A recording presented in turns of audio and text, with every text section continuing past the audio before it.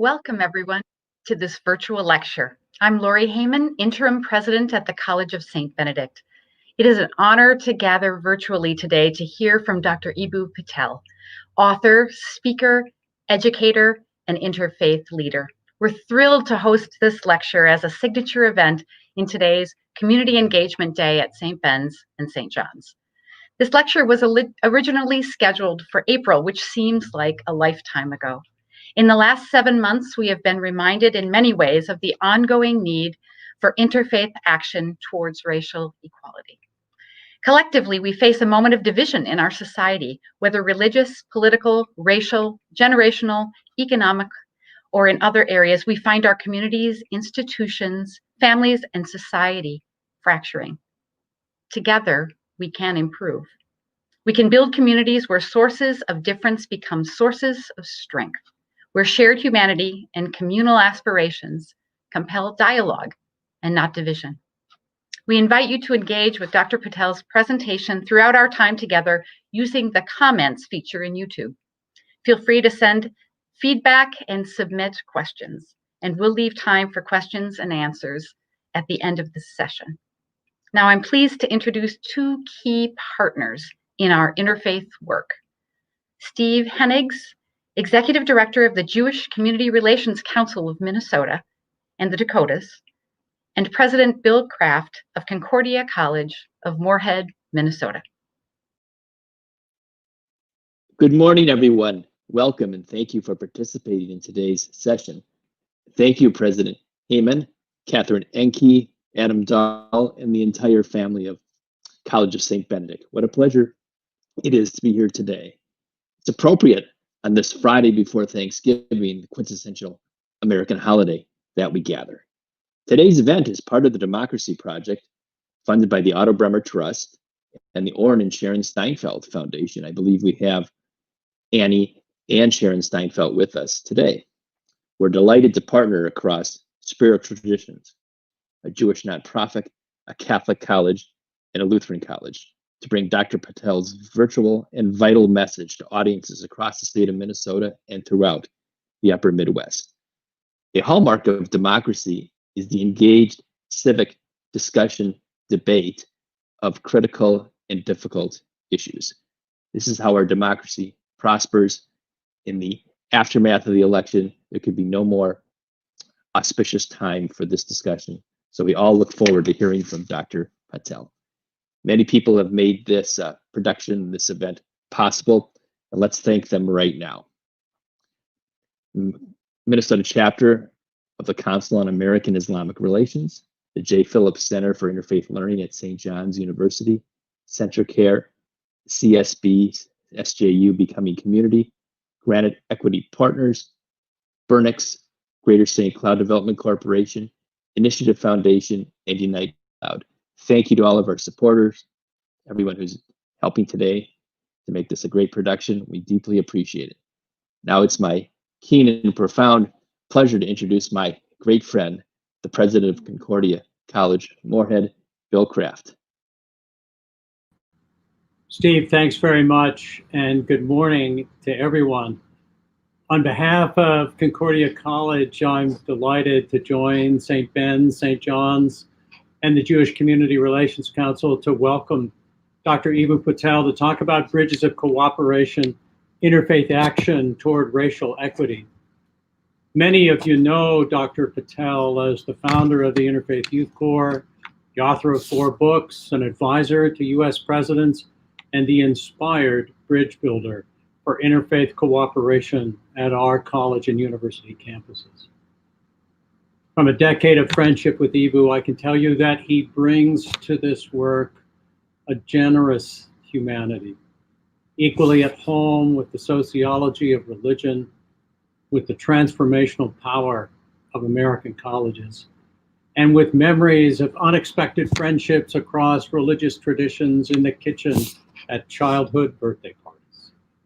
We're happy to see you this morning, Eboo, and I'm glad now to introduce for everyone this Interfaith Youth Core video, We Are Each Other's, which calls us to imagine together an America more kind, compassionate, and just. Please watch with me. We come from all over the world, carrying our history, our legacies, our stories, our ancestors and practices we've maintained for generations or created ourselves. We are orthodox and secular. We are searching and spiritual. We are black and brown and white and everything in between. We are civically minded, and when we look at what's happening in society, we think maybe we can help. We have faith in our communities, our families, ourselves, and we are inspired by our traditions to imagine an America that is different, an America that is more kind and compassionate and just. We know we can create one, especially when we come together, when we call on our crew, when we gather to work, when the many assemble as one for the betterment of all. Like those who have inspired us, they came from somewhere. They were young people, bridge builders whose visions and traditions compelled them to act.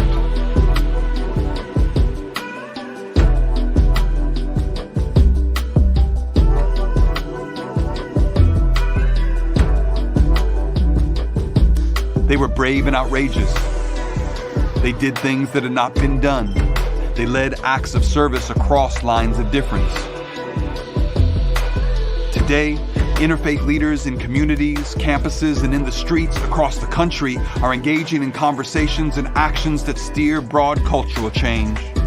And it starts with you and your story in conversation with others like you and not like you.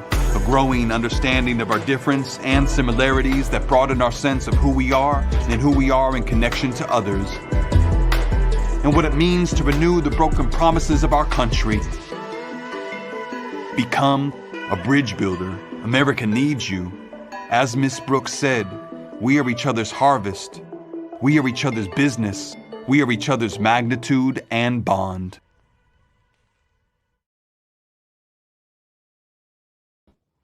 Good morning, Minnesota. Salam alaikum, ya Ali Madad.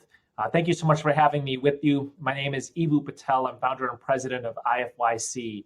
And I want to spend today's lecture focusing on what it means to be each other's, what it means to create spaces where people from different religious, ideological, racial backgrounds can work together for the common ends of justice, of reconciliation, of redemption, of pluralism. Listening to that video, that the voiceover is done by one of my best friends, a Jewish poet named Kevin Koval. And we were together building IFYC 25 years ago when we were the age of many of the college students who are watching this right now. And we were together in South Africa. I want to go to my first slide. When Kevin and I, we still work together building IFYC and the We Are Each Other's ethos across the United States. One of the places we were together was in South Africa listening to this man speak, Nelson Mandela. It was December of 1999, the turn of a new millennium, and the first words out of his mouth at the speech we attended was, "I would still be there," just pointing across the Cape to Robben Island, where he spent 27 years of his life in prison. He said, "I would still be there if it wasn't for the Muslims and the Jews, the Christians and the Hindus, the secular humanists, the Baha'is, the African traditionalists, the Quakers, all of the spiritual and religious traditions of South Africa coming together in the struggle against apartheid." And it was a Kairos moment for me, a supreme moment, because it was one of the first times I realized that interfaith cooperation had changed the world. It wasn't just my personal spiritual journey of learning from different religions. It was social movements that had literally bent the arc of the universe towards justice. Mandela's interfaith movement that he was both a beneficiary of, but also in his own way, a leader of, was an interfaith movement for racial justice and racial reconciliation. The question that I want this presentation to ask of each one of you is, how are we the living exponents of that in 2020 and beyond? We can go to the next slide. So one of the things that Nelson Mandela does when he's freed and becomes the leader of South Africa is he travels the world and he meets with some of the spiritual leaders who inspired him. His Holiness, the Dalai Lama, is one of those leaders. I remember getting involved in the Free Tibet movement in the 1990s and reading in the work of Buddhist monks who would say that one of their great concerns was that given the brutality of their captivity, that they would lose love for their captors. I want you to think about that for a moment, right? I want you to think that part of what religious traditions offer us is a cosmic logic, a different kind of anchor and guide about what it means to live and lead in this world.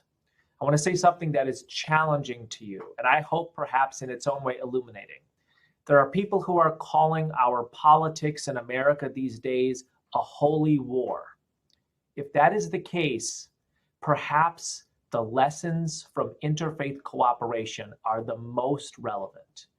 One of the lessons that I learned in reading the work of Buddhist monks who were involved in the Free Tibet movement is that perhaps you don't respond to your opponent in kind. You don't let their hate or anger drive your behavior. You are anchored somewhere else. You are part of a different kind of logic, a cosmic logic, a spiritual anchor, a sacred North Star. What would it look like to engage as an interfaith leader in some of the divisive issues of our time with that kind of cosmic logic? That is a part of what Nelson Mandela does in jail. And of course, beyond. Some of the people that he invites to his inauguration were were the people who were his prison guards in jail. That is precisely the ethic articulated by these Buddhist monks, including the Dalai Lama. Perhaps we are part of a cosmic logic that engages in the world with what Buddhists call a bodhisattva ethic, the ethic of compassion. The the great Buddhist monk Thich Nhat Hanh once said of Martin Luther King Jr., "You are like a bodhisattva to us, one who has attained eternal compassion, has chosen not to enter the state of nirvana, instead chosen to remain here on earth, teaching compassion to others." What might we learn from these religious traditions and these examples of interfaith cooperation as we engage in some of the difficult and divisive issues of our time? Go to the next slide. So, where the Dalai Lama found refuge after he was exiled from Tibet was the land of one of his spiritual heroes, Mahatma Gandhi, India. It's an interesting interfaith movement on its own. The Buddhist leader of Tibet finding refuge in predominantly Hindu India.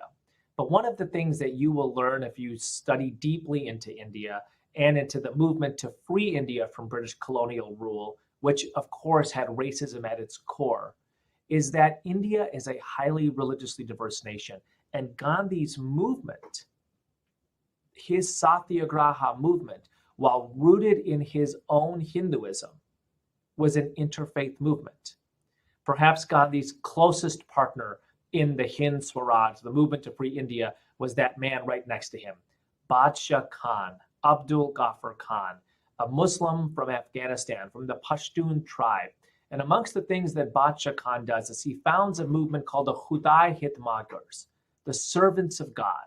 And they serve God by serving others. It's otherwise known as a volunteer force. And one of the things that inspires me so much today being with you is I know just how important volunteerism and service is to the colleges that you're a part of, just how important it is to the religious traditions that you're a part of, whether you're part of the JCRC, whether you're a Somali Muslim, whether you're a part of a Hmong tradition that is shamanistic in nature. Service and volunteerism is core to you.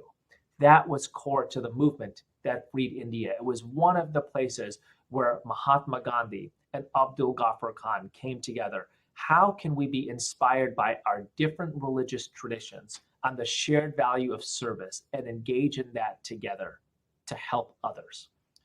One of the things that I find so inspiring about the journeys of heroes like this, who again founded an interfaith movement that removed British colonialism from South Asia. One of the things that I found so inspiring about their journeys is how interfaith their own stories were. So Mahatma Gandhi, when he is a law student in London, about the same age that so many of you students are who are watching this, he reads the Sermon on the Mount. He reads Matthew 25. He reads Leo Tolstoy. He begins to fold in a Christian understanding into his Hindu religion. His principal sacred text is still the Bhagavad Gita from Hinduism, but he's beginning to understand how biblical lessons might illuminate different parts of the Bhagavad Gita for him. Gandhi's is most known for his ethic of nonviolence, ahimsa. Ahimsa is actually a term from a different religious tradition. It is a term from Jainism. So here is Gandhi reading the Bible, reading the great Russian Christian Tolstoy, learning from the central tenets of Jainism like ahimsa, partnering with a Muslim in Abdul Ghaffar Khan. The movement to free India was an interfaith movement. The journeys that the leaders of that movement took were interfaith journeys. What is our interfaith movement engaging? How can it release us from the shackles of contemporary racism? How are we reflecting on our own interfaith journeys? And how are we anchored in a cosmic anchor that is not a part of the materialist logic of the world, but instead brings a different kind of generosity, a different kind of kindness, a different kind of forgiveness to a world that right now is just too angry? There's a great story about Gandhi that I want to relate to you that exemplifies this. So Gandhi actually begins his work in the land of Nelson Mandela in the early 20th century in South Africa. He leads a movement against the racist pass laws of South Africa. And as a part of that, he is jailed. And because he does not want to respond in kind to his South African jailers, he does not want to return their anger. He does not want to return ugly power with ugly power. He does not want to hate them. He spends his time in jail hand making sandals for the person who jailed him, Prime Minister Jan Smuts of South Africa. And when he has an audience with Jan Smuts after he is released from prison, he presents the sandals to him. He is not going to reciprocate to Jan Smuts's power or anger or hate or frustration with his own. He is anchored in a different kind of logic, what Gandhi would call satyagraha, a love force, and he is intent on bringing that to his human relations. How can we do that ourselves right now in a world that is already too angry, that is already too divided? How can we look to the lessons of religious traditions and interfaith cooperation to be a healing force on what people are calling the holy war of American politics? And go to the next slide. So these are some of my heroes and some of yours as well. There's Dr. Martin Luther King Jr. This is the march in Selma. So, that place was part of what some people call the third founding of America. Maybe the fourth founding if you trace it back to 1619 and also 1776 and also 1863 to 65. And then here, 1965, Selma. I want you to pay attention to the religious diversity here. Yes, there's many African-American Baptists. There's also Catholic sister. There's Unitarian Universalist ministers. Right behind Reverend Dr. King there is the great Rabbi Abraham Joshua Heschel. He missed the trains going from Warsaw to Auschwitz by 6 weeks, saw 6 million of his co-religionists burned in Hitler's hellfires, came to the United States as a refugee, found safety on the Upper West Side of New York at the Jewish Theological Seminary. And you know what he does? He doesn't just focus on his own people, although he would have every right to. He says that he sees the soul of Judaism at stake in the civil rights movement. His own people in Europe had known what it was like to be hated, to be caged, to be separated, to be hounded, to be hurt and murdered. He did not want that to happen to any other people. It was an obligation of his faith to be involved in the interfaith movement we call civil rights. He says after this march in Selma, yes, the way that Reverend King and I pray is different, but in Selma we shared something sacred. I felt my legs were in worship. Reverend King's journey is also a deeply interfaith journey. In some ways it parallels and involves Mahatma Gandhi. In 1950, when King was a seminary student, 21 years old, I want to remind you about the age of many of the students watching this presentation. He goes to a lecture on the topic of Christian love. And the person giving that lecture, Mordecai Johnson, the great president of Howard University, uses as the signature example of Christian love in the 20th century, Mahatma Gandhi. Not an American, not even a Christian, an Indian and a Hindu. And he says that Mahatma Gandhi is the most Jesus-like figure that we know. Well, this surprises Martin Luther King Jr., a young man who grew up as a prince of the Black church and had largely been surrounded only by other Christian influences. But King is not surprised or afraid of new knowledge. King leans into it. He reads in Gandhi. He reads about how Christians can engage positively with people from other religions. He begins to absorb Gandhi's ethic of nonviolence into his own Christian understanding. And a few years later, in 1955, when Rosa Parks, Highlander folk school trained Rosa Parks, refuses to give up that seat and that bus in Montgomery in December of 1955, and E.D. Nixon and Ralph Abernathy and the other African-American leaders of Montgomery choose young Reverend Dr. King, barely 26 years old, to be their leader, he goes Gandhi on the town. He leads a bus boycott, much like Gandhi's Salt March in India a couple of decades earlier. For 380 some days, the African Americans of Montgomery walk to work. They are sustained by their prayers, by their own sacred community. And when finally they win the minor victory, after 380 some days of walking to work, they win the minor victory of being able to sit front to back on the buses of Montgomery. A journalist inquires of King, "Aren't you angry? So much suffering for such a small victory. Don't you seek revenge?" And King responds out of the depth of the cosmic Christian logic, "This is not the time for anger. This is the time for redemption. This is the time for reconciliation. This is the time to build the beloved community." I want to ask you, in this moment of American division, at this time when politics is a holy war, is it our time for reconciliation? Is it our time for redemption? Is it our time to build the beloved community? I want you to remember how small the victory was that King had won in 1956. The Civil Rights and Voting Rights Acts were a decade away. The suffering had been immense, and yet King realized something both deeply practical and profoundly sacred. I need to live with the people, even when they're wrong, even after they are defeated. I need to live with these people. Better to live with them in a spirit of love. Better to help them be their best selves. What does that look like for us now? You will see a young John Lewis center in this photograph.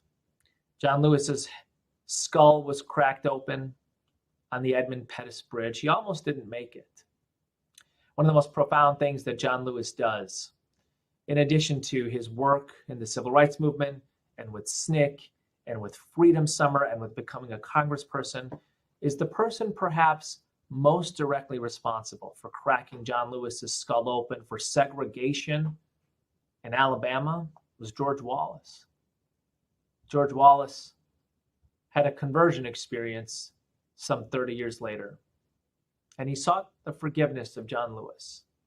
And John Lewis said, "I forgive you," because the whole point of the civil rights movement was to prick the conscience and change the hearts of people who hated.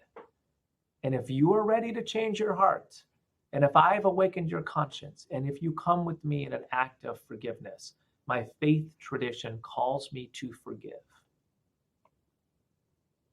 What does it mean to absorb some of John Lewis's ethic right now? What does it mean to have a sacred anchor for our human action, the kind that John Lewis had? Next slide.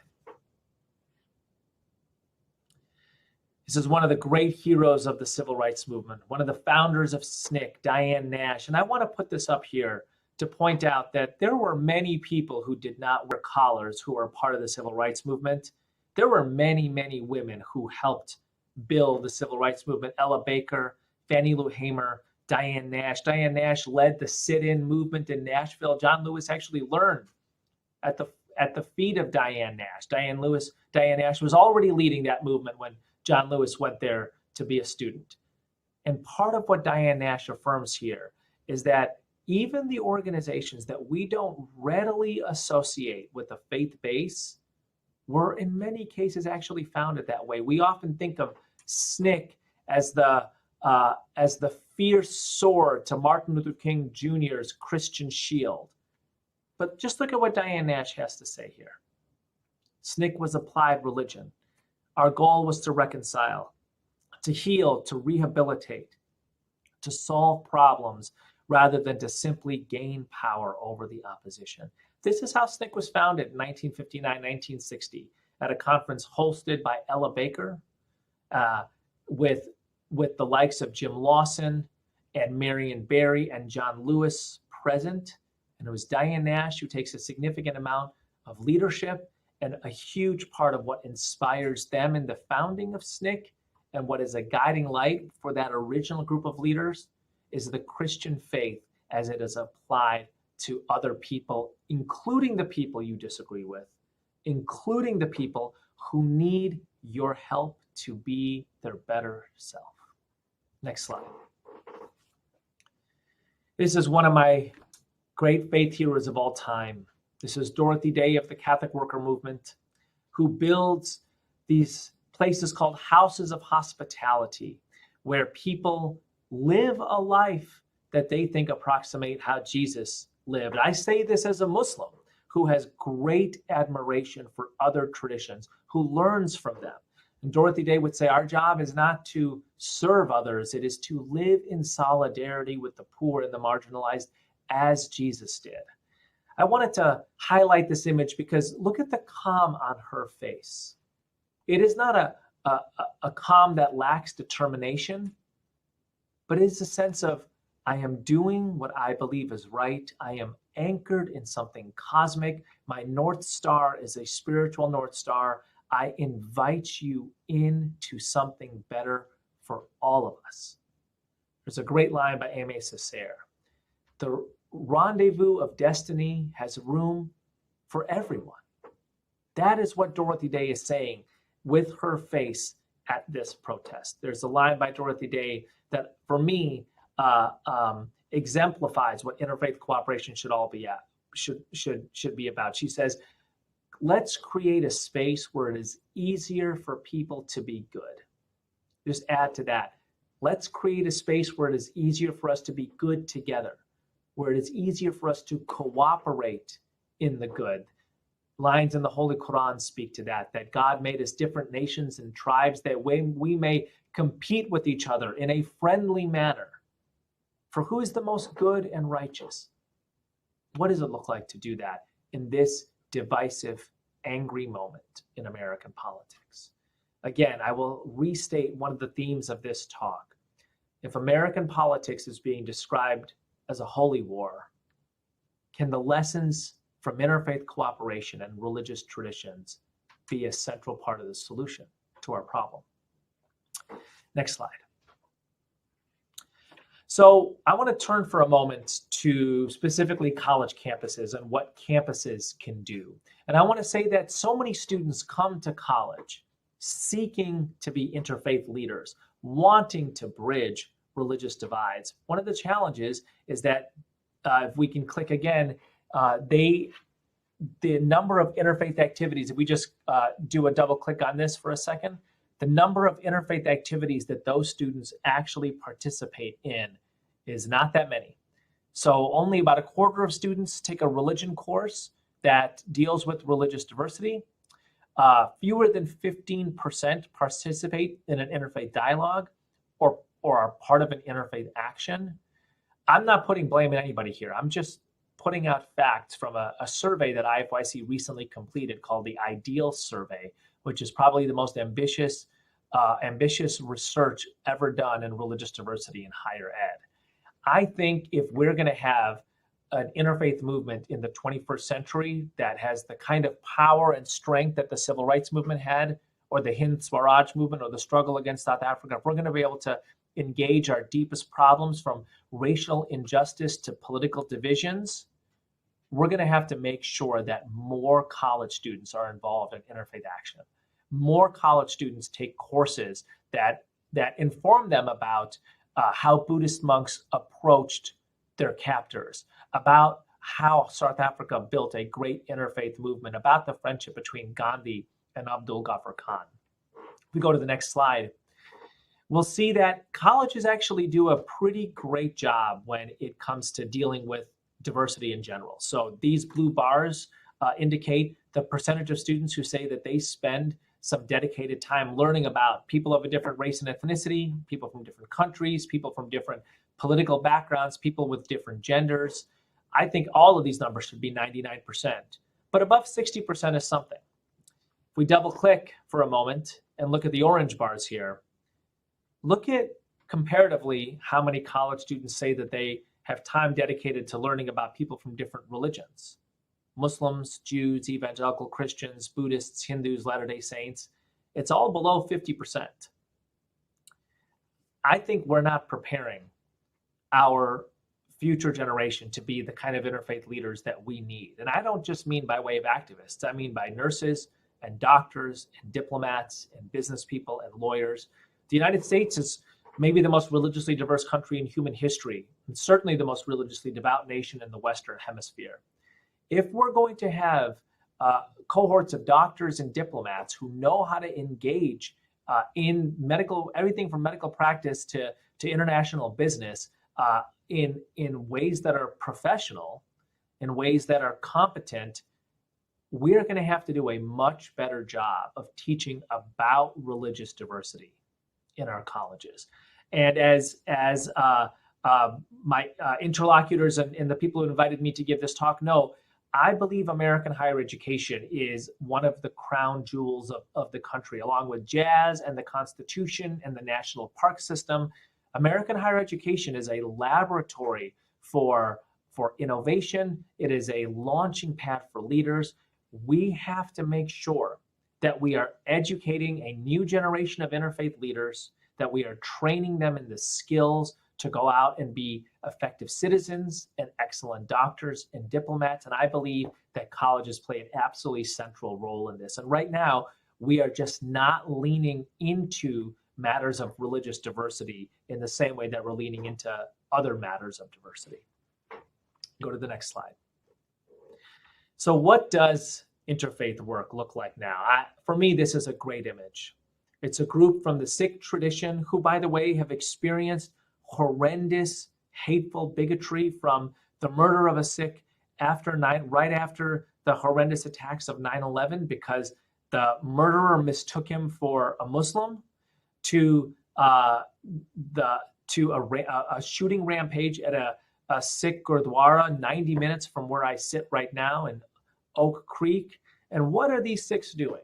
They are showing up for Jews when the Jewish community is hurting.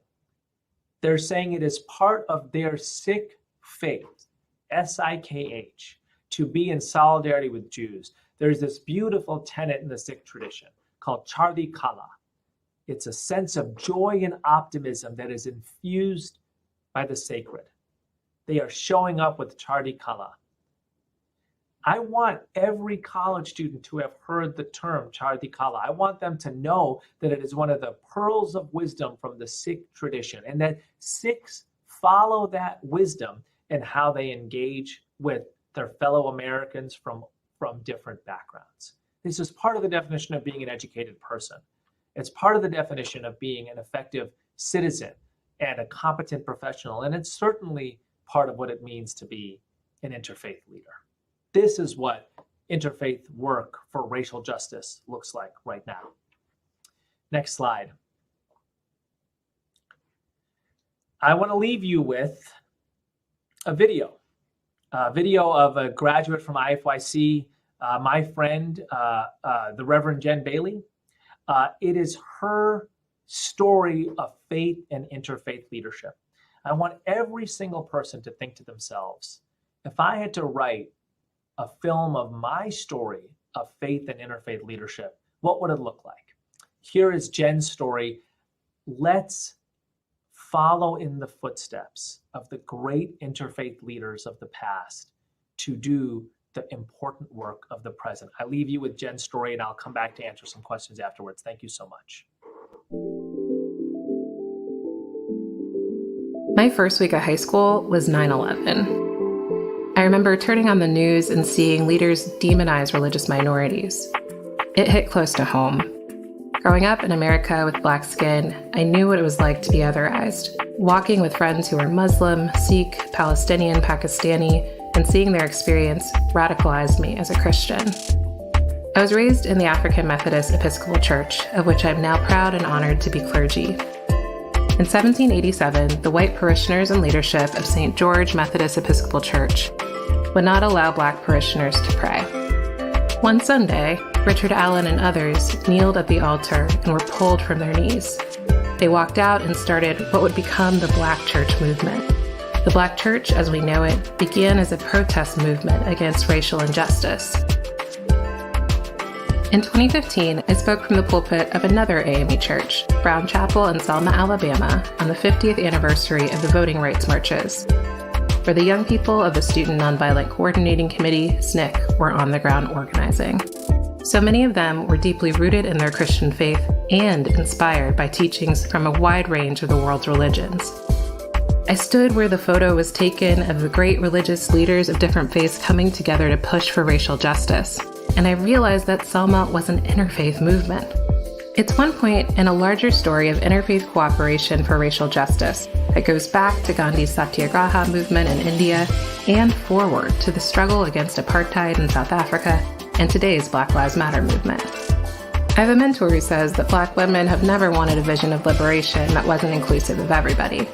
My interfaith racial justice story is wrapped up in the aspiration to see America live into its promise, to fully be a space regardless of who you come from or where you come from, that you belong.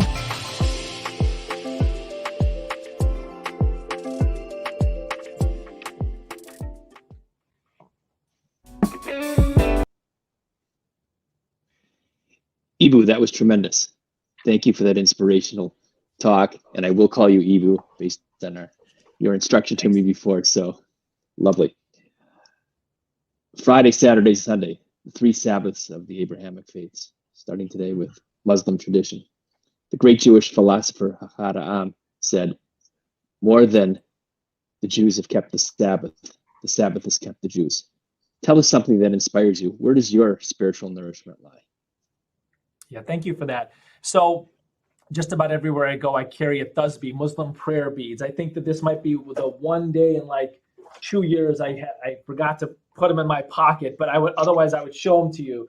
But so often I just bring out my Muslim prayer beads and I'll just pray, Ya Allah, Ya Allah, Ya Allah. And I'll do it in a meeting. I'll do it before I get on stage. In this crazy COVID era, I'm a little bit out of rhythm. So I sometimes leave the house without putting everything I'm accustomed to in my pockets. Thankfully, I remembered my driver's license today. That's a good thing. But that is one thing that keeps me deeply rooted. The other thing is that, when I wake up, the first thing I do is pray. My family, we pray together as a family every night. That's actually really important. That's really important. And just remembering, the goodness of God. Look, I am not apart from the divisiveness of American politics. It affects me a great deal, and I have strong views. But I want to remember that there's another reality. There's a cosmic reality. There are bigger things than all of us, and I want to aspire as Gandhi did, as King did, as Dorothy Day did, to be a part of that flow, as well as I'm a part of the flow of democratic life in America. Thank you. I'm going to draw a couple strands from your talk. First of all, the schisms in our society, our American society, you describe as holy war at times. I'm not describing it that way. I'm reflecting how other people describe it. Okay, fair enough. You use the description. Second piece, in the name of religious diversity, let's have a Jew and a Muslim discuss the following. I'm going to take a phrase from the letter to the Corinthians, Paul's letter to the Corinthians. And he says, love always protects, always trusts, always hopes, always perseveres. So let's draw those 2 strands together. How can we use love to address the differences in our society and strengthen democracy? Yeah, so part of the reason I talk about this so much is because I'm not good at it myself, and I am not preaching something that I don't practice. I am learning from people who have gone before, who are moral and spiritual giants, and I am repeating their stories such that I can maybe absorb some of their way in the world, right? So I am not at all pretending that I don't get angry. I'm not at all pretending that I don't have frustration. I'm not at all pretending that what Muslims would call our nafs, our lower self, are present for me. This is not an Ebooism model approach, right? This is a there are models, and let's learn from them.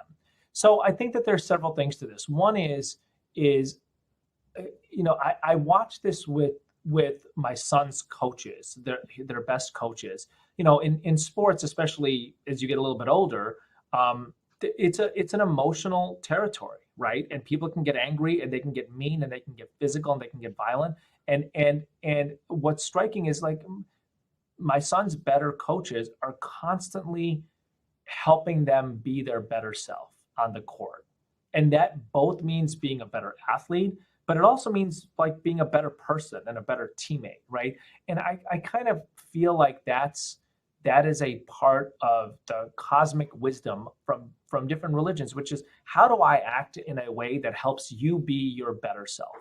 How do I engage in what Muslims call the jihad al-nafs, the war against my lower self, but do it in a way that helps you be your better self? I mean, so Lincoln's famous phrase on this is we are the better angels of our nature, right? Dorothy Day's insight is that we can create spaces where it is easier for people to be good. How do we do that? I don't want you to be your worst self. I want you to be your best self, because I think that first of all, I'm invested in you thriving. And secondly, I think that your thriving is going to be a part of my thriving, which I think is King's great wisdom when he's talking about the beloved community. There is an enlightened self-interest as well as kind of a Christian charity in that in that commitment. Thank you. In your talk, you used the phrase rendezvous with destiny in connection with one of the heroines of the African American civil rights movement. That was a phrase from FDR's 1936 speech to the Democratic Convention. In that speech, he says, "Faith in the soundness of democracy in the midst of dictatorships." Tell us one thing that gives us faith in our American democracy. So actually, what I was doing was quoting Aimé Césaire, who was more associated with post-colonial scholarship, who said, but I'll address the FDR thing because I think it's great. But Aimé Césaire said, there's room for all of us at the rendezvous of destiny, right? I love that. There's room for all of us. You don't have to lose for me to win, right? And part of what I want to be committed to is your thriving also, even if for right now you think you're my enemy. That's I am. This is the lesson of the Tibetan Buddhist monks in brutal captivity. I am not going to even if you think I am your enemy, I do not choose you as mine. I'm not saying this is easy, right? I am saying it is a different logic. It is a spiritual logic. It is a cosmic flow that is beyond the material world. What gives me hope in our democracy? Look, as crazy as things are right now, and they're totally unprecedented. They're totally unprecedented, right? I will point out that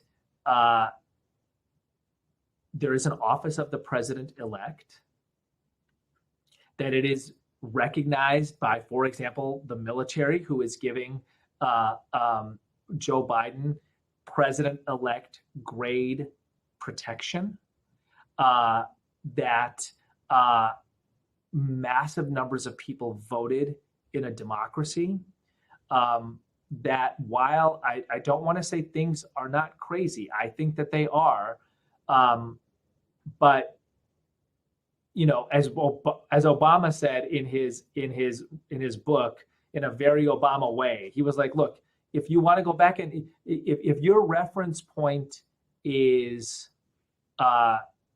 2008, for me at least, as an Obama type Democrat, this feels crazy. If your reference point is other places in the world or a couple hundred years ago, you'd still probably take 2020, right? My general feeling, my general approach to the world is I am hopeful if I can work with the situation. Right? Imagine you're a doctor and you get paged and somebody says there's been a terrible car accident and you're expecting the worst when you walk into the hospital, and it's pretty bad. There's blood everywhere and lots of broken bones, but there is no imminent danger of demise. And you think to yourself, you know what, I can work with this. I can work with this, right? That's my general approach to life and work. Can I work with this situation? And when you have a president-elect saying it's time to heal, it's time to unify, it's time to build bridges, I think to myself, I don't see a magic wand, but I don't expect a magic wand. I can work with this. I can do some good here. Which perfectly parallels the Talmudic teaching of it's not our obligation to perfect the world, but we can't desist from the effort. Yes, so, right. Finding those bite-sized morsels that each and every one of us can perform, whether it's strengthening our democracy, strengthening faith, helping our neighbor, is so critically important. Yeah, there's a great, I love, Steve, I mean, I love that you're bringing up religious tradition so often, right? Because interfaith work, the raw materials of interfaith work is the wisdom of religious traditions. And to have a literacy in that and to kind of be able to share that wisdom back and forth, I think is so important, right? So I want to meet your Talmudic phrase with a Muslim story. So there's a great story about when Prophet Abraham was in the fire. May the peace and blessings of God be upon him. Okay, there was a woman who got a pail of water and threw it on the fire. It didn't put out the fire, but it made a small difference. And there was a man who says dismissively to this woman, what are you doing? You think your little pail of water is going to save Rasulullah, the messenger of God? And the woman responds, let it not be said that when I saw the prophet of God in the fire, I did not do what I could. Right. And actually, I told that story in our kind of evening family prayer to my kids the other day. And I mentioned the Talmudic phrase that you just brought up. I said that across religious traditions is this idea that you do the good that you can. You do the good that you can. Wonderful. The power of the symmetry of the three Abrahamic faiths should never be underestimated. And not just Abrahamic, right? Yes, not sure. just the Abrahamic faiths, right? Yep.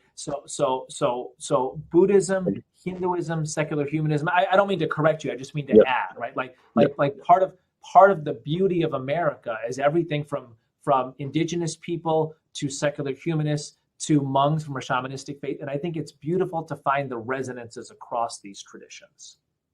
Thank you for that important addition. We have these two wonderful partners, these two campuses of great spiritual nourishment and learning, College of Saint Benedict and Concordia College. So it's interesting, this question arises in the chat. Many college students self-identify no religious affiliation. What is the entry point for them into this work? How can they participate in interfaith collaboration? Yeah, it's a great question. So I think that there's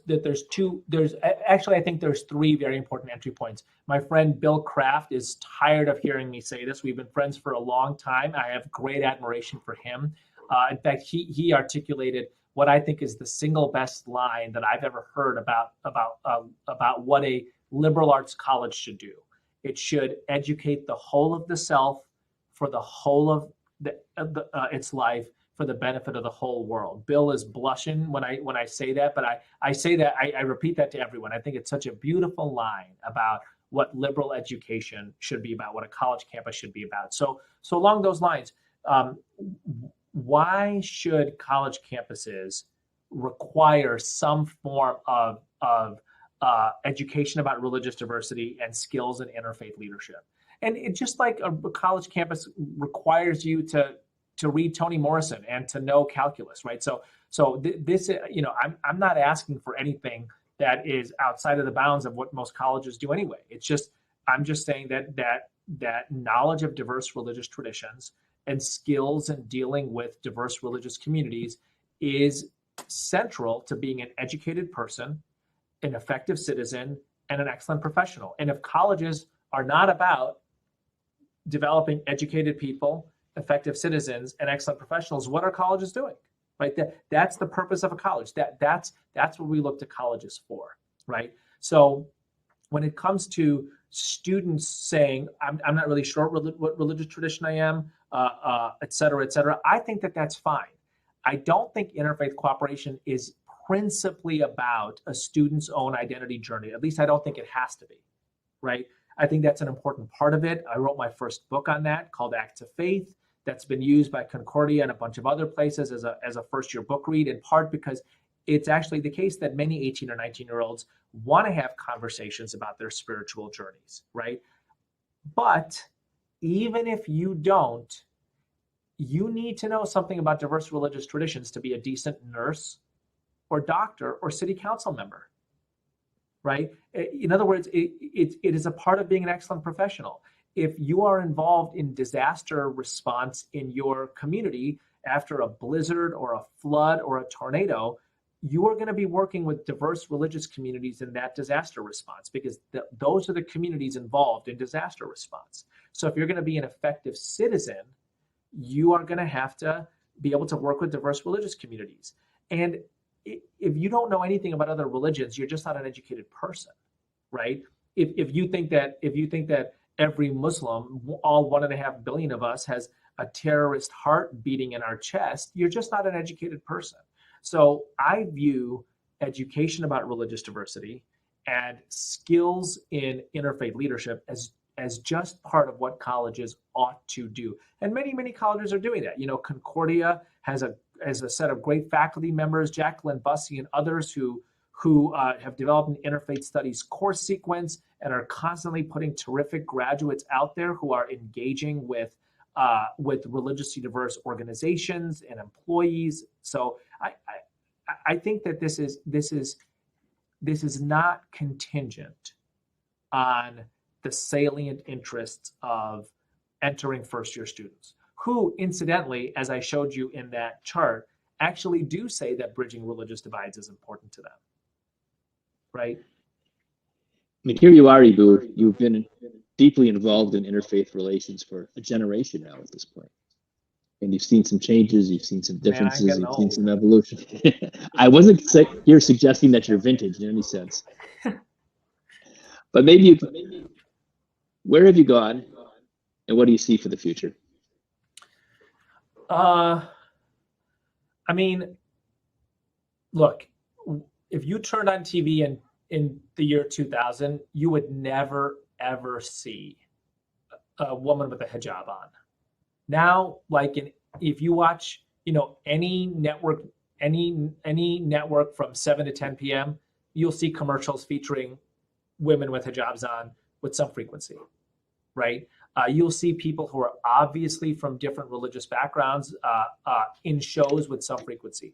I mean, I'm an optimistic person. I think that minus, some obvious dimensions of American politics from the point of view of somebody who cares about embracing diversity and building what I like to call a potluck nation, which is a nation that welcomes people's diverse and distinctive identities and creates positive connections between them so that the whole nation can feast. I mean, there's obviously been some violations of that, but I also think that there have been some positive steps forward. I think the Black Lives Matter movement is hugely inspiring.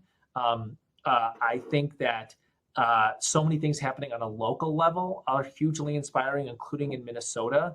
I think that the ways that college campuses like the College of Saint Benedict, like Concordia, have committed themselves to becoming laboratories of interfaith cooperation and launching paths for interfaith leaders is hugely inspiring. In 2010, interfaith studies didn't exist. Now there's 300 interfaith studies courses around the country. It's a bona fide field, right? So we have a long way to go, but we are way past the starting line. I'm going to give you one other example. Joe Biden is the second Catholic to be elected to the nation's highest office. And the fact that it is a totally unremarkable fact shows that America has progressed stunningly on one of its deepest biases.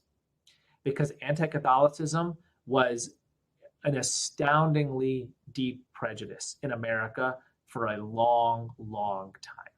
Any Catholic seeking high office, any Catholic in a prominent place at all, was accused of being a Trojan horse for popery. And this is actually from the beginning.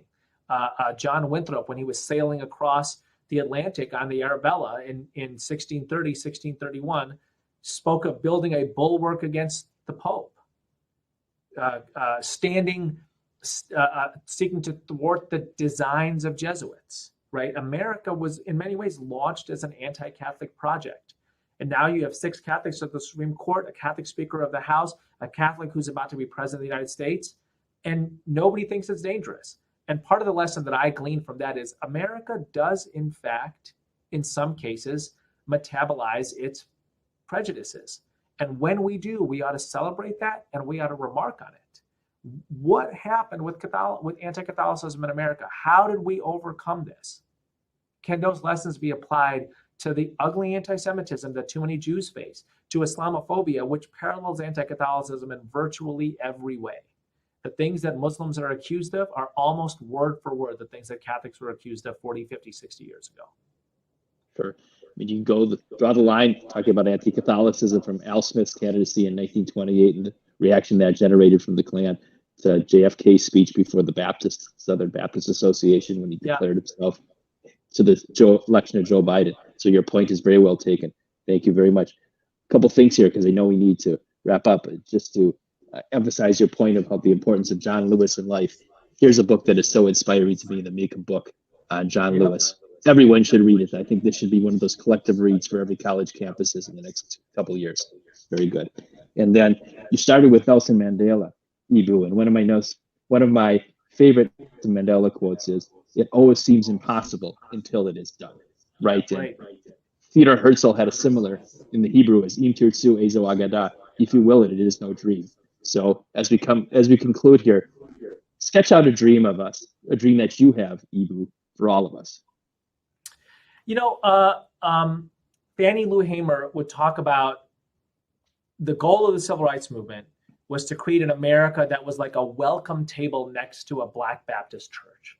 And it was a table where people would bring their food offering, right? Whatever it was, every family's kind of special recipe, they would bring the best of themselves and then the whole community would feast. That's my dream for America. It's a potluck nation. It's a nation that recognizes and welcomes people's distinctive and diverse identities. How terrible is a potluck if everybody brings the same thing? As boring as anything, right? How much worse would it be if it's a melting pot and not a potluck? If you show up and there's a giant machine that melts your distinctive dish down. We don't want a melting pot nation. We want a potluck nation. We want a nation that welcomes the diversity of people's distinctive offerings, that nurtures creative combinations between them. You bring your grandmother's recipe, crusty bread, somebody else brings their famous innovative dip, and you're like, wow, look at this awesome combination. I just drove by a joint called Soul Taco on my way to work. That's America, right? Is the Korean folk and Mexican folk being like, man, our cuisines, they go so well together, right? How else do you have a nation that feasts unless you have a nation that welcomes the distinctive contributions of its diverse communities, nurtures positive combinations between them, and opens their arms and their doors and says, come America, be America. That's what I hope for. Well, as we approach Thanksgiving, it's ever so important to have a culinary metaphor as we end here. And let's wrap our collective brains around the following thought. Here we are in the midst of our pandemic. And as we conclude, let us thank all of our first responders, our medical personnel. Speaking of President-elect Biden, he was brought to tears the other day when he heard from the head of the Minnesota Nurses Association about the conditions that our medical folks are facing day in and day out. But I know the collective wisdom of the United States, our huge reservoir of compassion, all of our skills will help us as a nation overcome what it is we are facing. And that reinforces the absolute profound importance, Eboo, of your work, because beneath so much of it is that need for interfaith collaboration, interfaith strength to overcome the challenges that we're facing. And I'm so proud to be here today with the College of Saint Benedict, with Concordia College, with President Heyman, with President Kraft, and all those who are supporting our endeavor. One more thanks to the Otto Bremer Trust and to the Steinfeld Foundation for what we're achieving today. So I know there's breakout sessions to come. I want to thank you for being a spiritual, generational leader, Eboo, for all that you're doing and will do for all of us. And thank our audience and the students who are today's and tomorrow's leader for participation today. And we should all go from strength to strength. So thank you very much. Khudafis. Thank you, everyone.